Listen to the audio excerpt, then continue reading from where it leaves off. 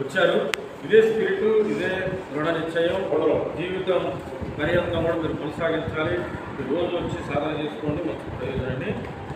అలాగే టీ వెంకటరమణ గారు, వెంకటరమణ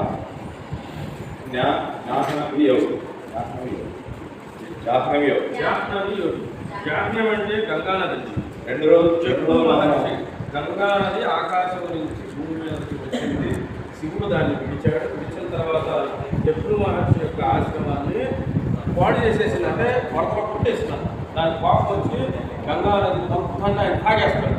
తాగిన తర్వాత మళ్ళీ బయట అయ్యా నా పూర్వీకుల యొక్క వాళ్ళకి తర్పణ ఇవ్వడం కోసం గంగా నది నేనేదో తపస్సు చేసి తీసుకొచ్చాను గర్భంలో ఆయన చెవి నుంచి గంగా నదిని పిలుస్తాడు అన్నమాట.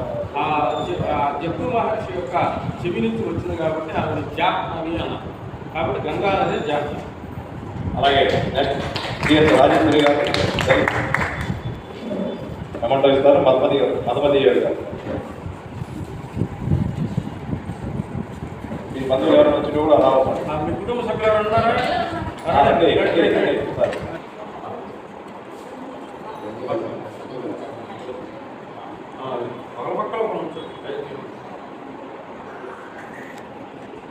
ఇప్పటికీ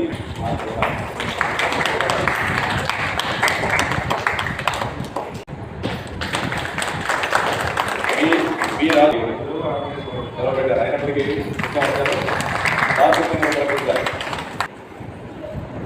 చిత్రపటం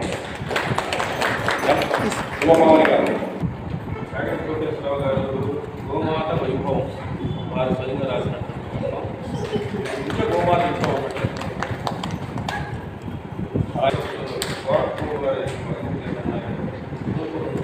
అర్థమైనా అర్థం కాకపోయినా చదవలేదు.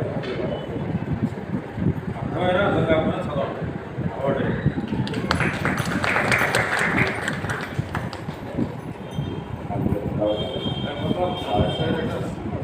డి నాగలక్ష్మి గారు, సుగుణేవి గారు,